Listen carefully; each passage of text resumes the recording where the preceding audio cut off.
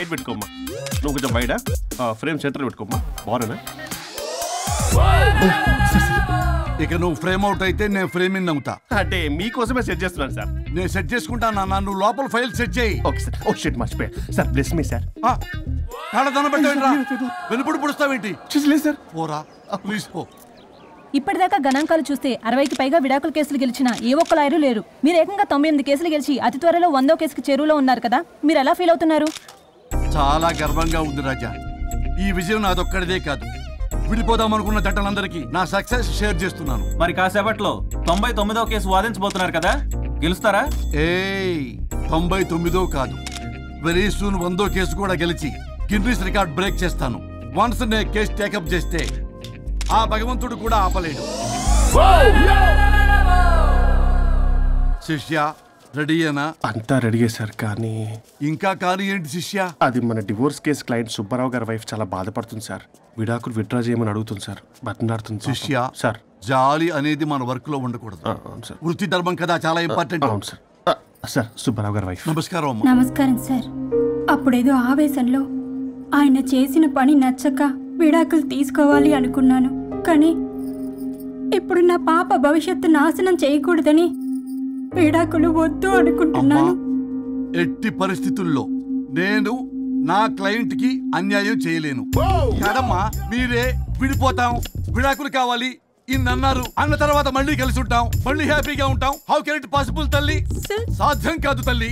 శిష్య sir sir sir ఆమెను చూస్తుంటే చాలా బాధగా అనిపిస్తుంది సార్. ఒకసారి ఆలోచించండి సార్ ప్లీజ్. ఒక పని చేయి శిష్య. సార్ ఆ అమ్మాయికి వెంటనే నేను విడాకులు ఇప్పిస్తా. అంతే, వెంటనే దాన్ని నువ్వు పెళ్లి చేసుకో. మళ్ళీ విడాకులు కావాలని వచ్చాయి, అది కూడా నేనే వాదించేసి విడాకులు ఇప్పించేసి సెంచరీ పూర్తి చేసుకుంటా. Sorry sir. ఇలాంటి సెంటిమెంట్ నా దగ్గర మళ్ళీ రిపీట్ అయిందంటే మంత్లీ నీకు జీతం వస్తుంది కదా, కట్ చేసి పారేస్తా. Sorry sir. Okay sorry sir. Your honour,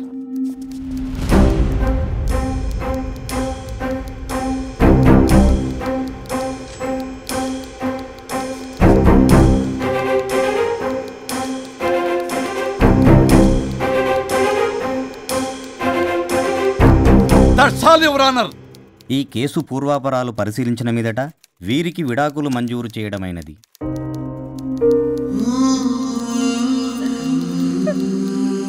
బంగారం, కేసు గెలవకుండా ఎలా ఉంటానో గెలిచాను. గిన్నిస్ బుక్ లో నా పేరు రికార్డ్ కాబోతుంది. 100వ కేసు ఆల్రెడీ ఒక జంట మన ఆఫీసులో వెయిట్ చేస్తుంది. వెళ్ళి ఫైనల్ చేసుకొస్తాను. నువ్వు రెడీగా ఉండు.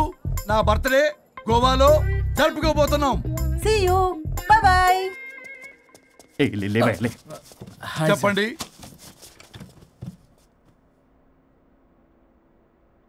పర్లేదు చెప్పండి. నాకు విడాకులు కావాలి సార్. నాకేమన్నా మా విడాకులు కావాలా? నాకు విడాకులే కావాలి సార్. ప్రాసలు వద్దండి, ప్రాబ్లమ్స్ చెప్పండి. ఎర్రగా బుర్రగా ఉంది, తెలివైన అమ్మాయి కదా అని ప్రేమించాను సార్. ఇంట్లో వాళ్ళు కాదని పెళ్లి చేసుకున్నాను. అప్పటికి మా నాన్న ఏమన్నాడు తెలుసా? ఏమన్నాడు? నానా చెప్పు. నాన్న చెప్పు. అంకుల్ చెప్పండి. ప్రేమించి పెళ్లి చేసుకోవడం మన ఇంటి అవంటలేదు. నువ్వు అమ్మాయిని కనుక పెళ్లి చేసుకుంటే నా యావదాస్తిని నా తమ్ముడు కొడుకైన బుల్లెపై పేరు రాసి పారేస్తాను. వామ్మో, ఈ ఆస్తి గొడవలు నాకొద్దు.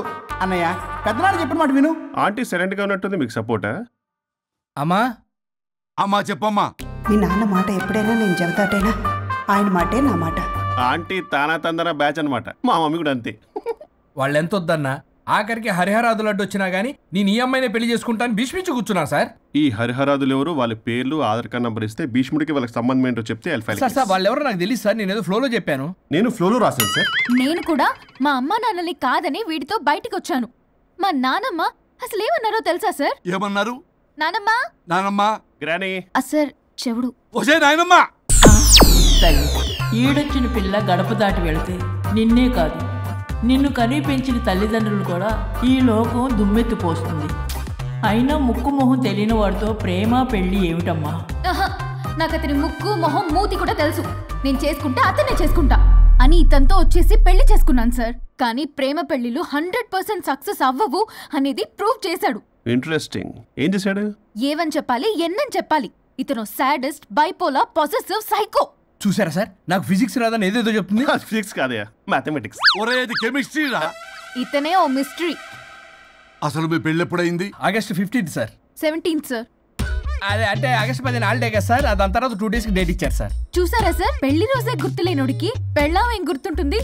అసలు ఇతనికి నా ఫోన్ నంబర్ కూడా గుర్తుండదు సార్. నాకెందుకు తెలియదు సార్? చెప్పు.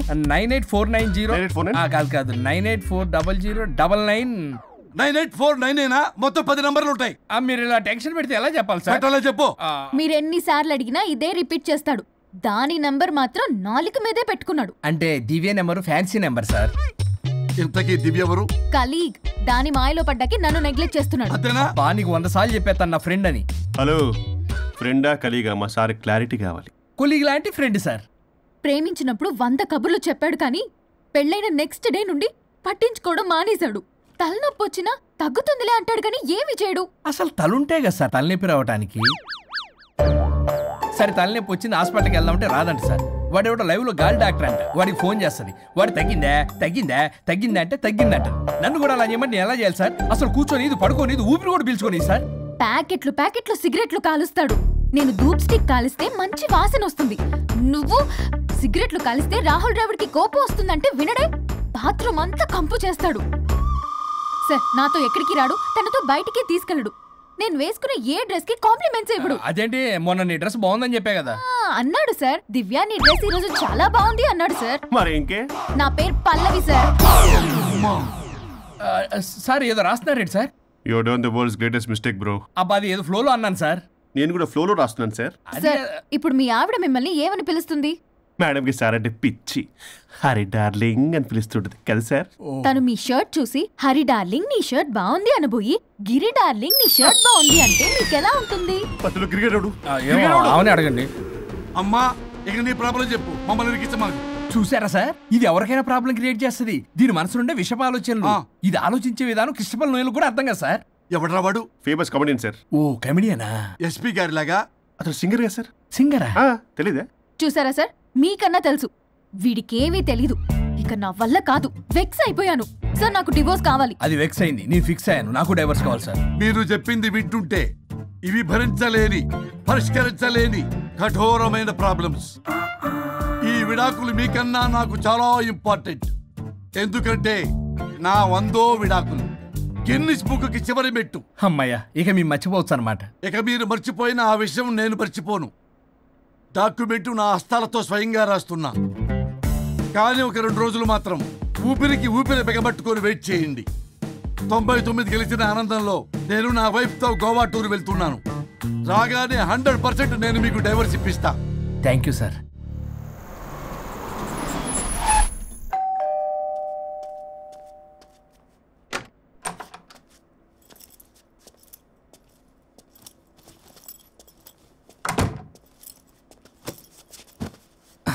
నువ్వేంటి ఇక్కడికి వచ్చావు? మరి ఎక్కడికి వెళ్ళాలి? డైవోర్స్ అనుకున్నాం కదా, ఇక ఇంట్లో కలిసి ఉండడం కుదరదు. సరే మీ ఊరికి టికెట్ వేస్తాలే. ఎందుకు? మా అమ్మ నాన్నల్ని పలకరిస్తావా వెళ్ళి? లేదు, నిన్నే పర్మనెంట్ గా అక్కడ పంపుదామని. నేనెళ్ళవేంటి? ఇక్కడే ఉంటా. ఇది నా ఇల్లు. ఇది నా ఇల్లు కూడా. చిచ్చి, నీతో కలిసి ఇల్లు కొనడం నాది బుద్ధి తక్కువ. అసలు నీతో కలిసి ఉంటా నాది బుద్ధి తక్కువ. అయితే పో, ఇంకా ఇక్కడెందుకు? అయితే నా వాటా నా మొహాన పడే నేను వెళ్తా. ఇప్పటికిప్పుడు ఇవ్వడం కుదరదు. ఇప్పటికిప్పుడు నేను వెళ్ళటం కుదరదు.